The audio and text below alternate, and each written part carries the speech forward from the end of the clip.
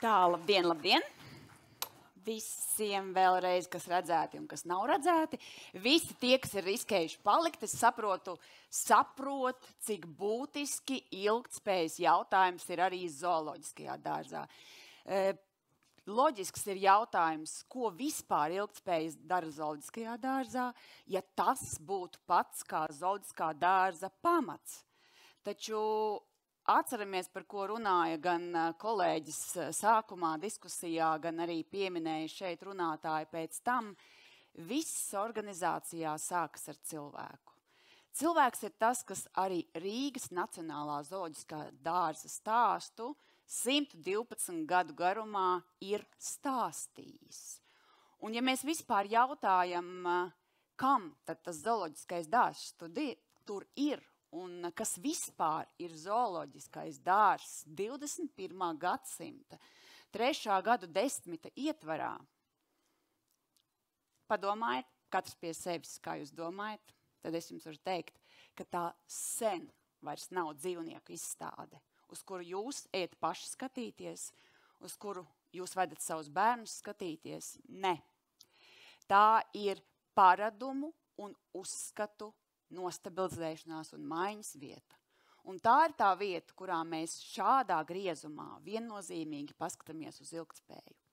Bet, kā jūs minēju, ilgtspēja ir cilvēka darinājums un cilvēka domu gājiens, un tieši tādēļ šodien šajā te pieredzes stāstu sadaļā es izlēmu padalīties caur manu kā cilvēka pieredzi. Un sākšu ar to, ka es ļoti labi atceros to brīdi, kad es esmu pienākusi pie zooloģiskā dārza, stāvu pie vārtiem, tikko esmu parakstījusi darba līgumu, nāku iekšā.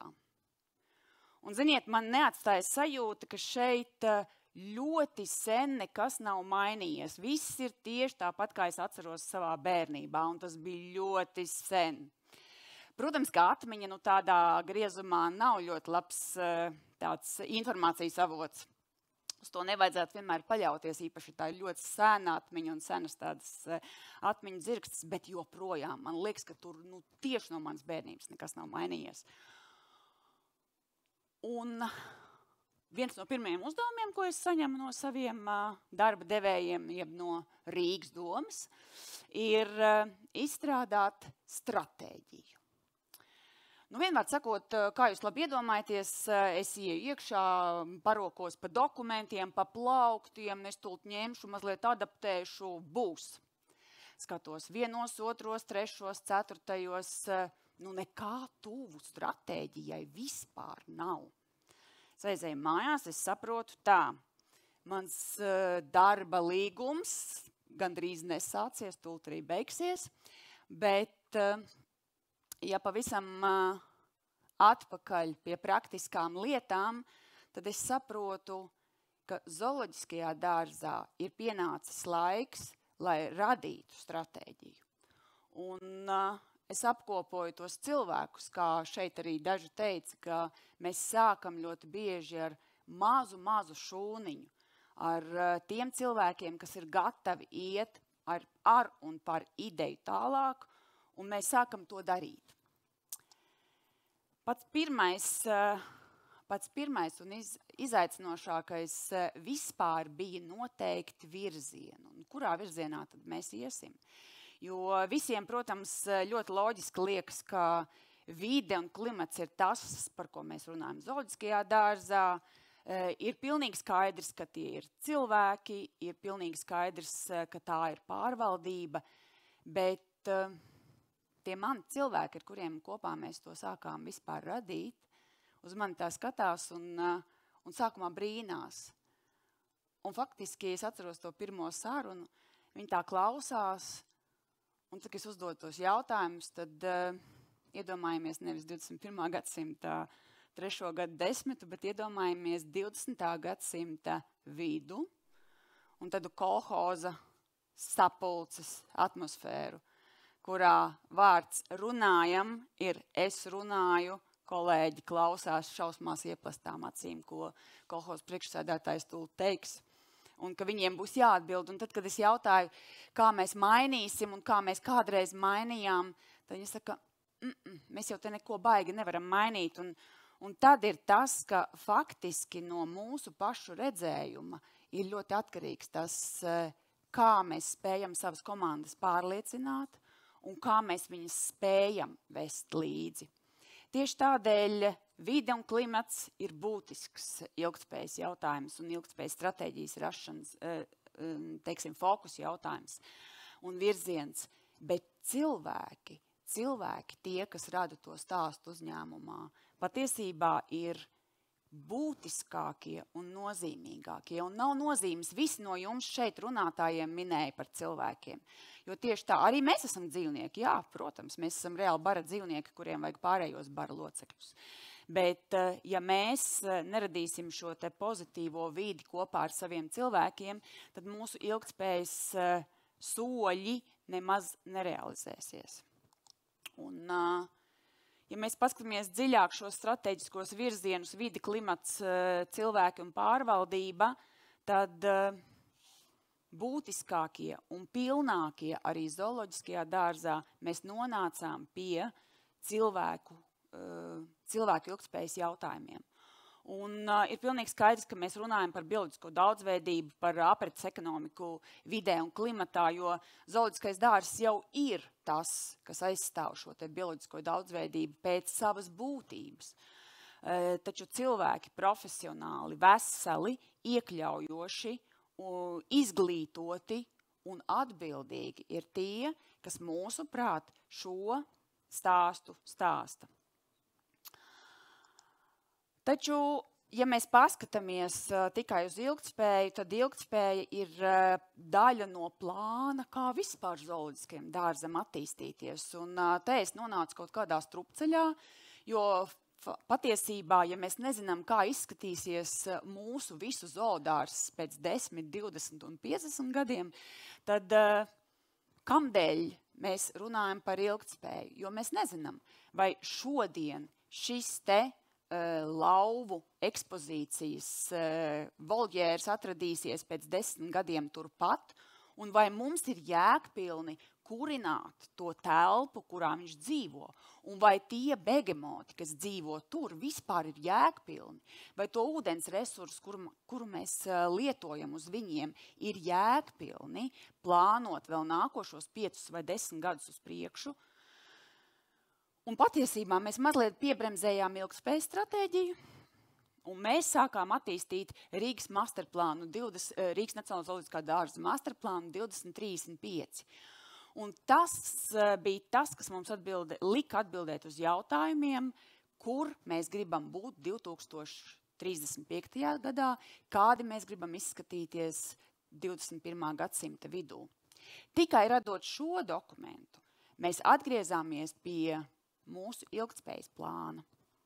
Un ilgtspējas plāna ietvaros mēs jau daudz lielākā kompānijā no mūsu komandas turpinājām atbildēt uz jautājumiem par to, par vidi, par resursiem un par dzīvnieku labturības standartiem.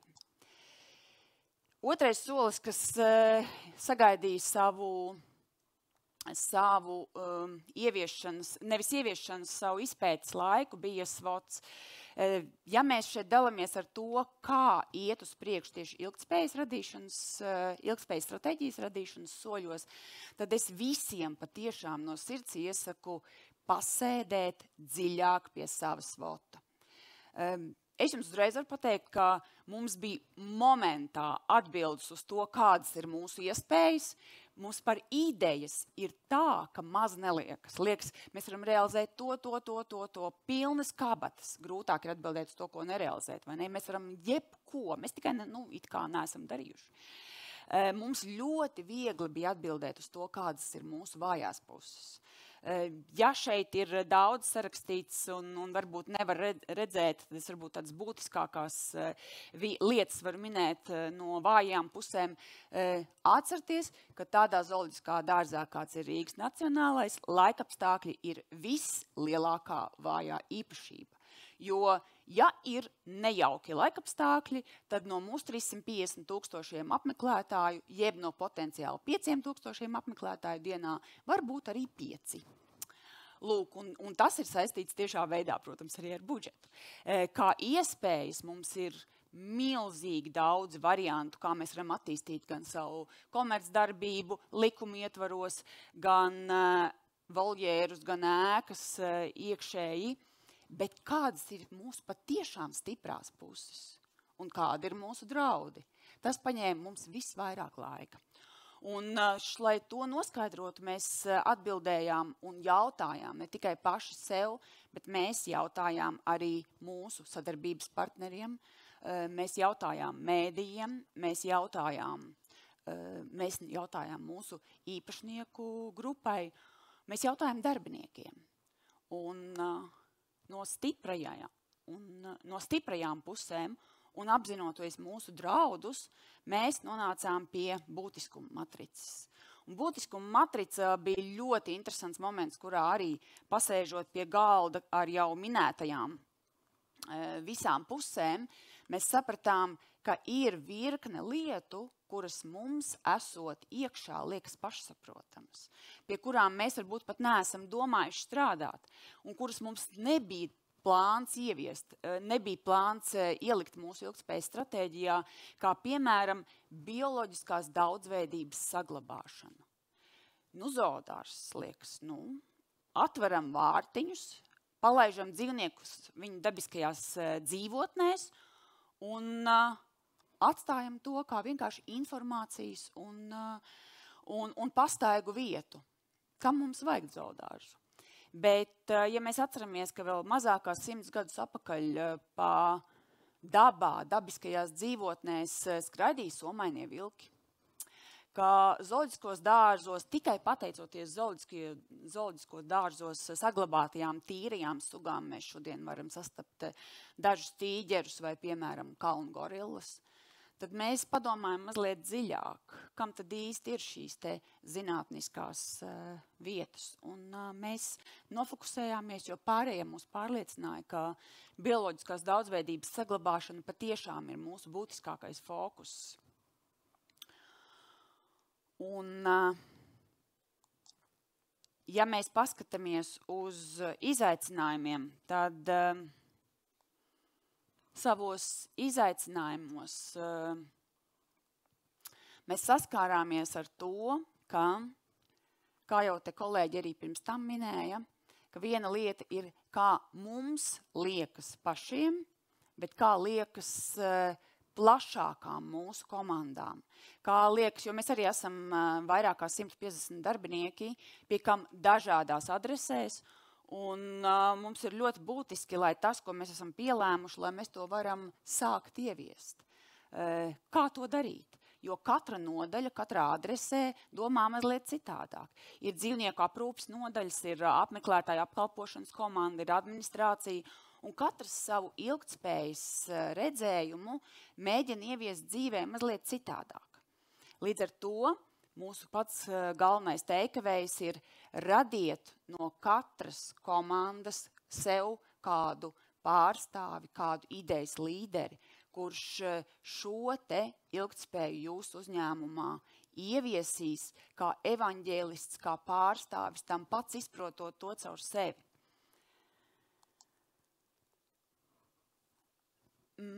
Protams, ka šīs te ilgtspējas stratēģijas vienmēr liek mazliet paskatīties uz lietām plašāk, ne tik daudz definētos jautājumos, bet arī būt ļoti elastīgiem. Mainoties pasaulē, ir jāmainās arī šiem lēmumiem līdzi. Un faktiski tieši tādā veidā mēs arī izlēmām radīt regulāru ieviešanas grupu, kas nepārtraukti mūsu būtiskāko ilgtspējas stratēģijas ieviešanas plānu aktualizē, analizē un palīdz arī adaptēt esošajai situācijai. Noslēgumā pavisam īsi es vēlreiz gribēju aicināt jūs visus katru nākošo reizi, kad esat Rīgas Nacionālajā zooloģiskajā dārzā, apskatīties uz šo ilgtspējīgo foršo platformu, ne tikai Rīgas, ne tikai Latvijas attīstībai un bioloģiskās daudzveidības saglabāšanai, bet kā dzīvotni, kā vietu un kā laika joslu jūsu domām, kurās izejot cauri šiem 20 hektāriem, jūs saprotat, cik būtiski ir visai mūsu videi tomēr palikt šajā te skaistajā, daudzkrāsainajā, daudzastainajā, daudzgalvainajā un daudzkājainajā formātā.